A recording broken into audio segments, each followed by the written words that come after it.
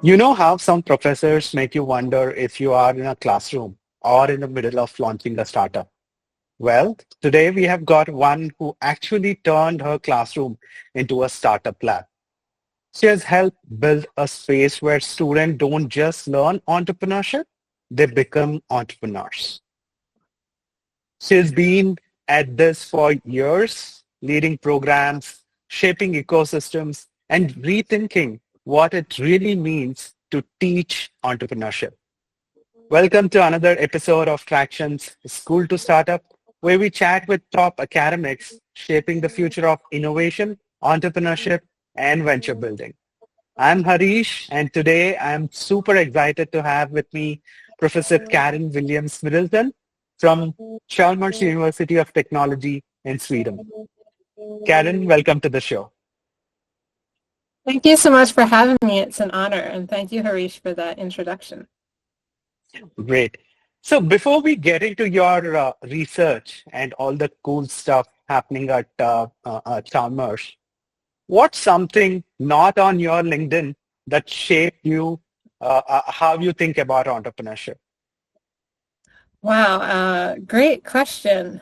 I think in your introduction, I think I used to have a view of entrepreneurship that really was kind of focused around the entrepreneur, right? The individual starting a venture on their own. And maybe it's not on my LinkedIn profile. My experience through my years working with the School of Entrepreneurship has really evolved my thinking about entrepreneurship being about entrepreneurial competence, and that competence can be found in a range of different individuals and not just the startup entrepreneurs as we think of them. So maybe that's something that's not on my LinkedIn profile.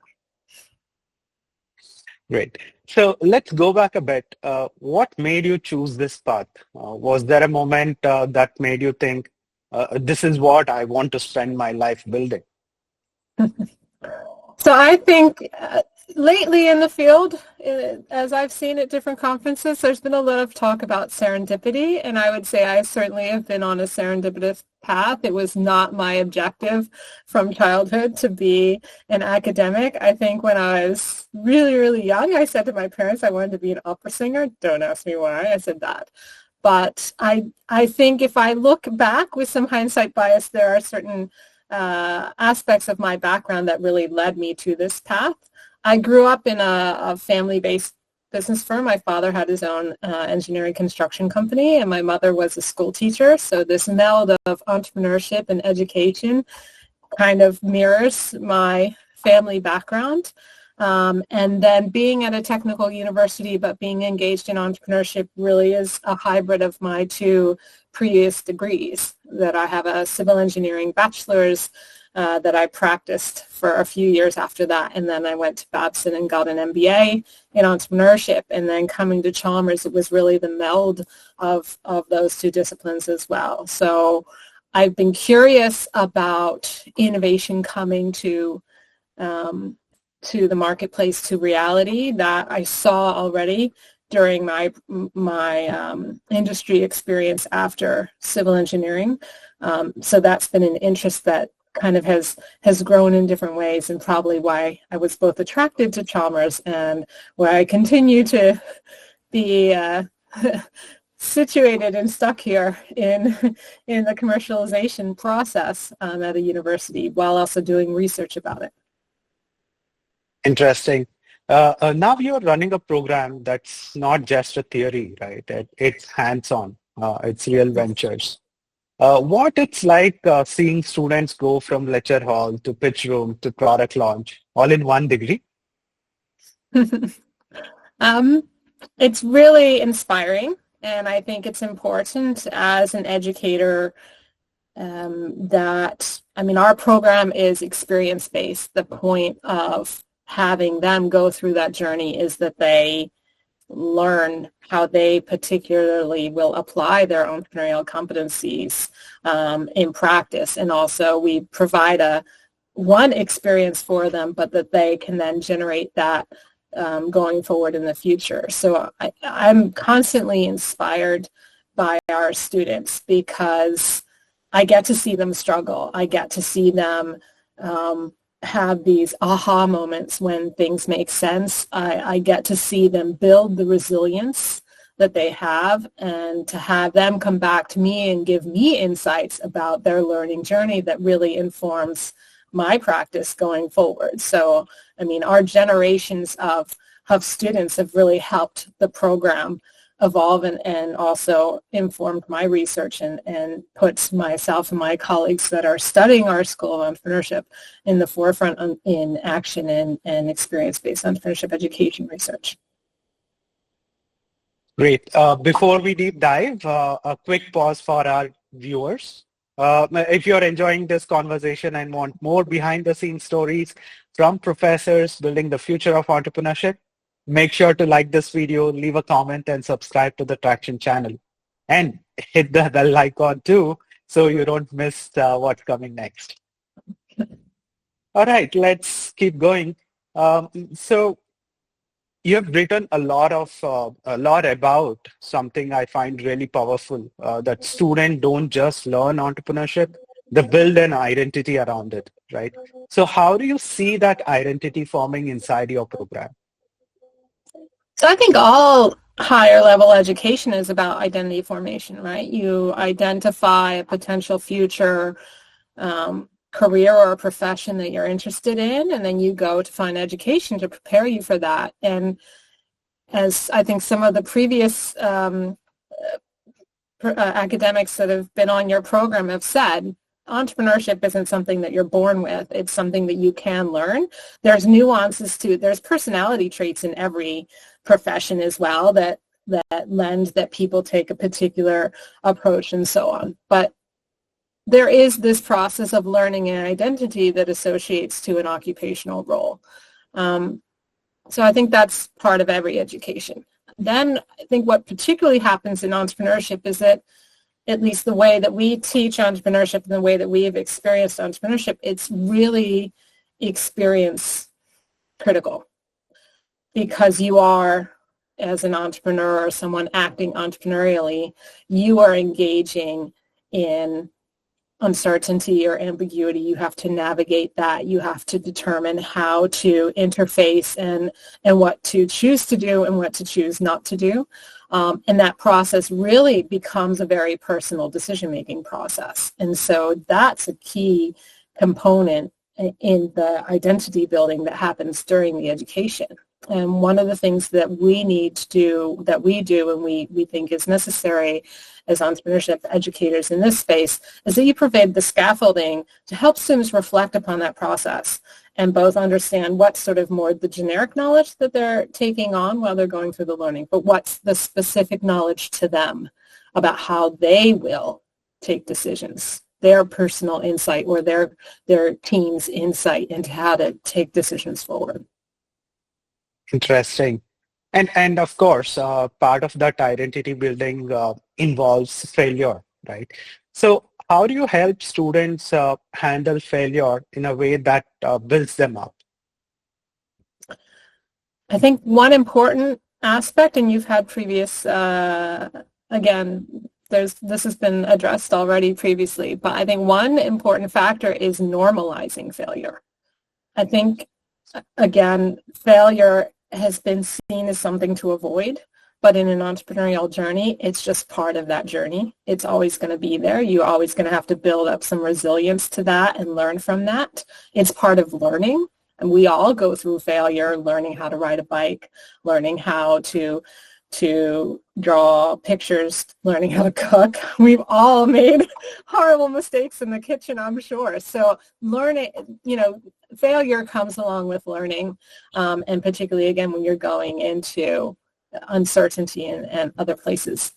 It's about normalizing failure and kind of making it less of a big deal than it's perceived to be. So I think that's the first critical thing to do.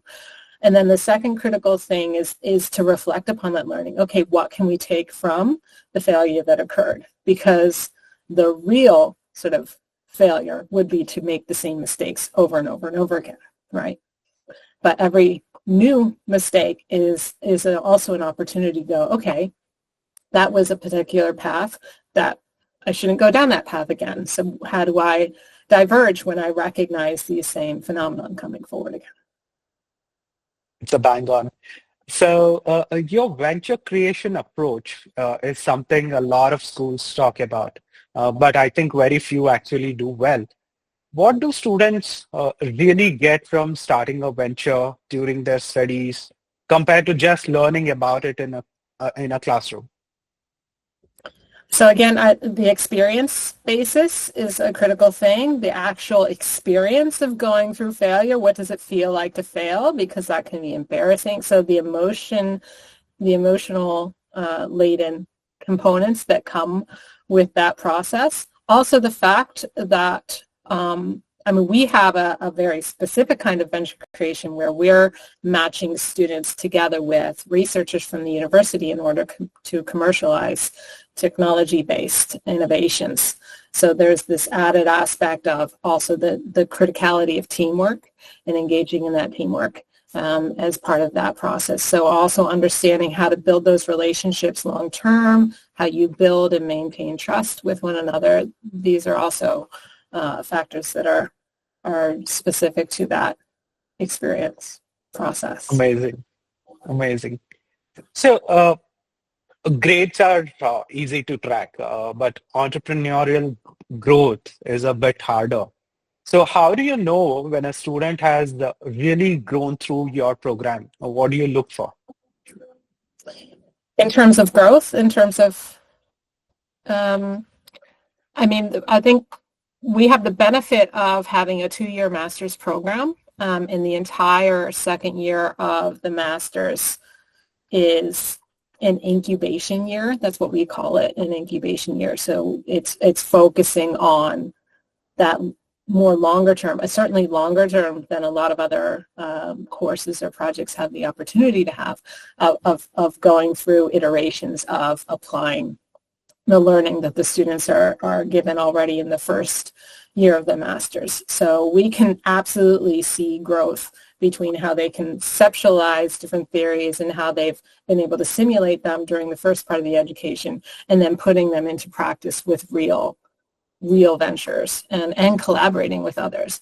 And then I guess because we are so close to them and we are supporting them through their failures, and they're trusting us and supporting them, we have really good relationships with our students and our alumni. So they stick around in our ecosystem. A lot because they're incubating during that final year and they're collaborating in our larger entrepreneurial ecosystem.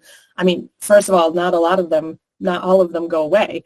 They are, after their 2 years at the master's program, they're down the hall in our university incubator because they've now have a venture startup that they're doing together with the researchers that they've been collaborating with and taking that venture forward. So sometimes we really can see the growth because it's still here in the building. We're meeting them year after year because they're here for another 5 years. But I also have our alumni, I think, appreciate the learning that they've had, so they also come back and they want to tell stories about what they've experienced, and also, what was that first journey, but what's that next journey, or if they didn't continue with the venture that they worked on during the education, but they went on and worked with another venture because, again, we've given them entrepreneurial competence. They can take that and apply that in different arenas. So they also come back and want to talk about those experiences. So that gives us an opportunity to see growth. And then above and beyond that, we've also done research to really understand the entrepreneurial careers of our alumni from our program, and also some of the other venture creation programs that we're closest to here in the Nordics. So we've also done some studies and have some papers already that are looking into these longitudinal entrepreneurial careers. So there we have a more comprehensive understanding of the growth and sort of how the different competence development then propagates in the future entrepreneurial careers of our alumni, not just from our program, but others in the Nordics. Interesting. And have you seen more collaborations between students from different fields like tech, design, business, or all mixing together to build better ideas?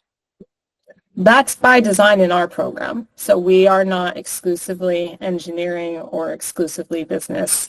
We have a blend of engineering, business, natural sciences, and we bring those students together already. So that's very naturally happening in our program.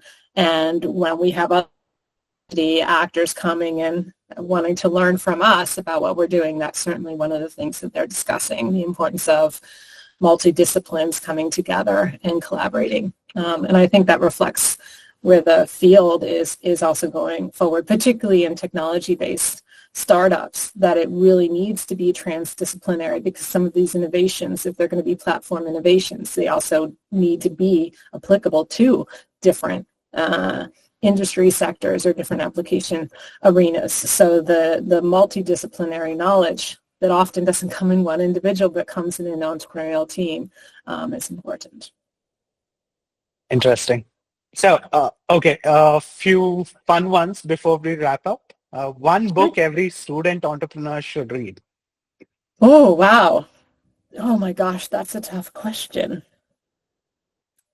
We actually, this might be a little bit controversial, but we actually have our students read the Steve Jobs autobiography by, I think it's Isaacson is the author there.